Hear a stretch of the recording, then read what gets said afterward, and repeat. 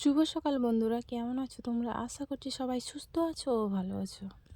মালদা জেলার ছোট্ট একটা গ্রাম থেকে আমি শম্পা, আমার চ্যানেলে তোমাদের সবাইকে অনেক স্বাগত ও অনেক ভালোবাসা। তো আজকের ব্লগটা আমি অন্য কাজ দিয়ে শুরু করলাম না, কারণ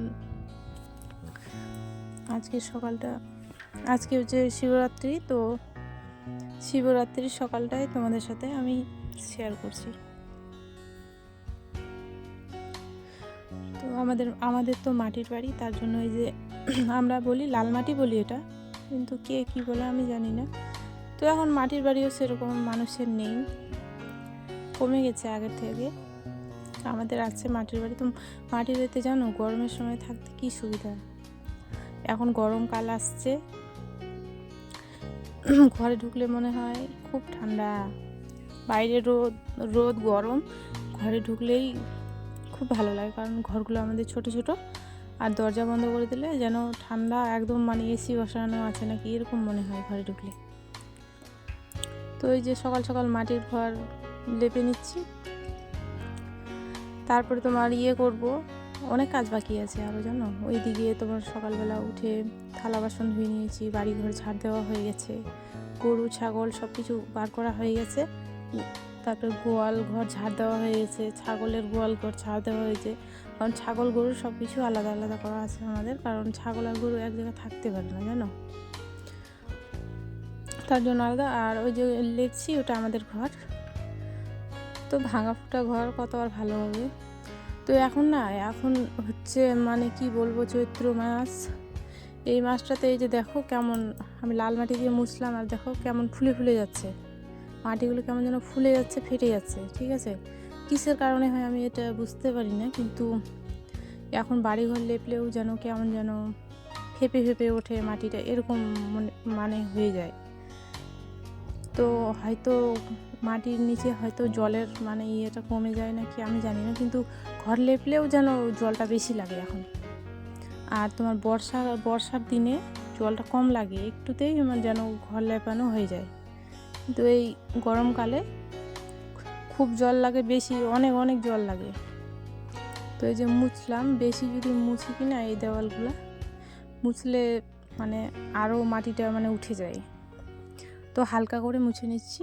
তারপর তোমার গোবর জল দিয়ে মোছা বাকি আছে। তো আমরা তো গ্রামের মানুষ, তো আমরা গোবর তারপরে মাটি এইসব দিয়েই বারান্দাগুলো লেপি। তো ঘরটা লেপানো হয়ে গেছে, তারপর এখন বারান্দাটা লেপে নেবো। আমাদের মানে ছোট্ট বাড়ি, ঠিক আছে, দুদিকে দুটো রুম, আর তোমার চারিদিকে বারান্দা, মাঝে আছে আঙনা আছে। তো এদিকেটা আমাদের ঘর, ওইদিকেটা মাদের ঘর হয়। তো ঘর লেপালেপি হচ্ছে, তারপর স্নান করব, স্নান করে আবার পুজো করব, অনেক কাজ বাকি আছে। তো চলো তোমরা সঙ্গে থাকো, ভিডিওটা দেখতে থাকো, আশা করছি তোমাদের ভালো লাগবে। চলো বন্ধুরা।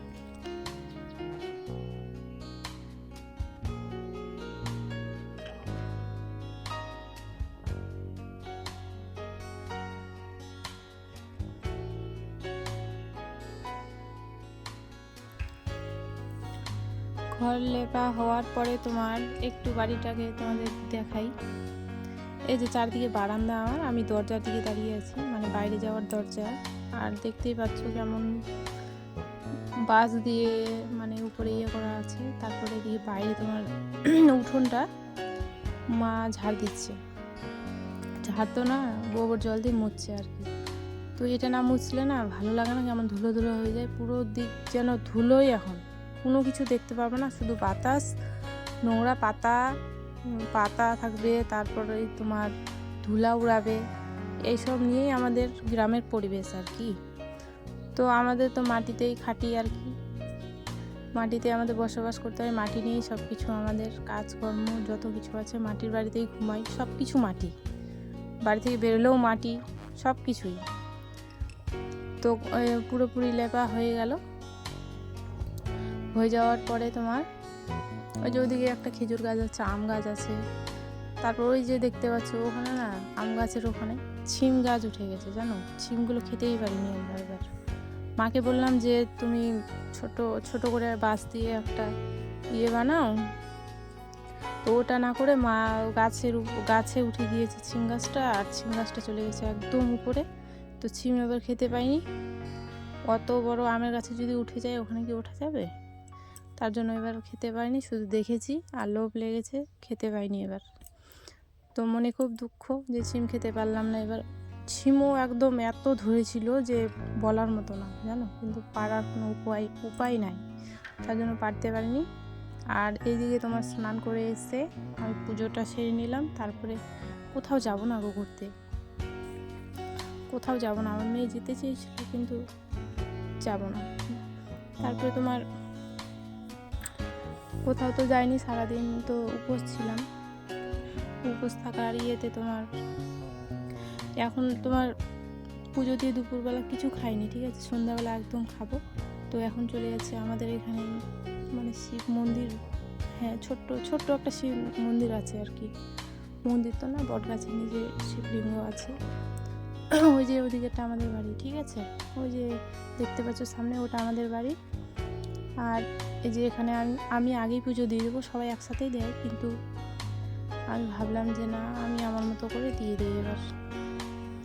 তো শুধু উপোস আছি। আর পুকুরের জল নিয়ে এসে মানে শিব ঠাকুরকে আমি জল ঢেলে দিয়েছি, একবার দিয়েছি, আবার দেবো এখন, দিয়ে আরেকবার দেবো, আরেকবার রাতে আসবো। তো এখানে জানো তো ক্যামেরাটা আমার মেয়েকে ধরতে বলেছিলাম, কিন্তু ক্যামেরাটা এমনভাবে ধরেছে যে ভিডিওটা এরকম হয়ে গেছে।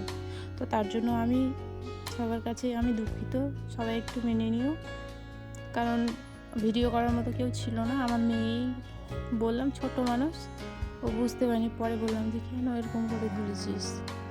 বলছে মা আমি তো জানি না এরকম হয়। তো হয়ে গেছে, তো তোমরা সবাই একটু মেনে নিও। তো এখানে পুজো টুজো দেওয়া মোটামুটি কমপ্লিট। আমি নিজের মতো এবার দিয়ে দিলাম, কারণ আমাদের এখানে ঠাকুর দিয়ে পুজো হয় না, ঠিক আছে, সবাই নিজের মতো দেয়। তো সেরকমভাবে এবার শিব পুজোটা আমি কাটাতে পারলাম না, মনেও খুব দুঃখ। তারপরে আসলাম একটু বাড়িতে, পুজো দিয়ে বাড়িতে আসলাম, বসে আছি, খাবার কিছু খাইনি, মুখ যেন শুকিয়ে গেছে, জল পর্যন্ত খাইনি যেন কালকে সারাদিন, কিছু হয়নি। আর এইদিকে তো আবার আরও অনেক কাজ বাকি ছিল, ছাগলের ঘাস কাটা, ওগুলো সব করেছি, না করলে আমার ছাগলগুলো কী খাবে বলো। তারপরে তোমার পুজো টুজো একদম কমপ্লিট করে কাপড় চেঞ্জ করে চলে আসলাম, একটু ফল খাবো, এই ফলগুলো খেয়ে আজকে ঘুমিয়ে যাব, আবার কালকে সকালে উঠে স্নান করে পুজো টুজো করে তারপরে খাবো। তো পুজো কমপ্লিট হয়ে গেছে, এখন তোমার বাজে 11টা, রাত 11টা বাজে। তো এই যে ফলগুলো আমি খেয়ে নিই। বন্ধুরা, তোমাদের সবাইকে শুভ শিবরাত্রি, সবাই ভালো থেকো, সুস্থ থেকো। আমিও মোটামুটি ভালোই আছি। আজকের ভিডিও এখানেই, তো সবাইকে শুভরাত্রি, সবাই ভালো থেকো।